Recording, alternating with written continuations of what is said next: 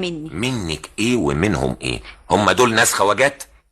كفايه انك بتقعد تقول يقفي لده، اقعدي لده، سلمي على ده، ما تسلميش على ده، حطي رجلك، نزلي رجلك، ما تتوبيش وانتي قاعده. وبصريح كمان بتقولهولي. ما هو لازم اقولك عشان تتعلمي وتعرفي. انت كنت نبيهة، جرالك ايه؟ ايوه اتعلم وكل شيء، العلام حلو، بس في حاجات كده ايه ما بتخشش في دماغي.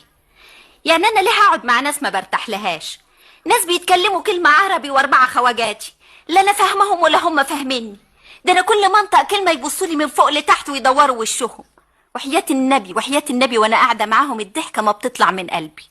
لازم تتعودي على الناس دول بتوع شغلي، وهم اللي انا بتعامل معاهم يا نعمت. احتكاكاتي معاهم وحياتنا مربوطة بيهم. لازم نسهر مع ده ونقعد مع ده، نعزم ده يعزمنا كده. طب بذمتك بتبقى مبسوط من المزيكا اللي بيدقوها دي فوق دماغنا في المطاعم؟ انا زيك بالظبط، ما بحبش المزيكا دي، انما كمان لازم نجامل. بس انت كمان لازم تحاولي. مش معقولة يا نعمت هنتقوقع على نفسنا كده ونفضل قاعدين هنا فعلا. دي ما تبقاش حياة. مالها الحياة دي يا سي محمود؟ ده هنا الخير والبركة. ايوه بس الخير والبركة مش معناها اننا ننسى نفسنا وننسى حياتنا.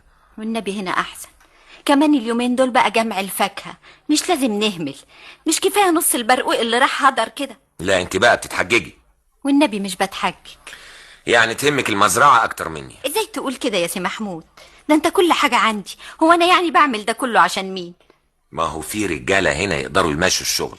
قولي لهم يعملوا ايه وهم هيعملوا كل حاجة. مش زي ما اكون جنبهم. ايوه انت جنبهم وانا قاعد جنبك وخلاص على كده.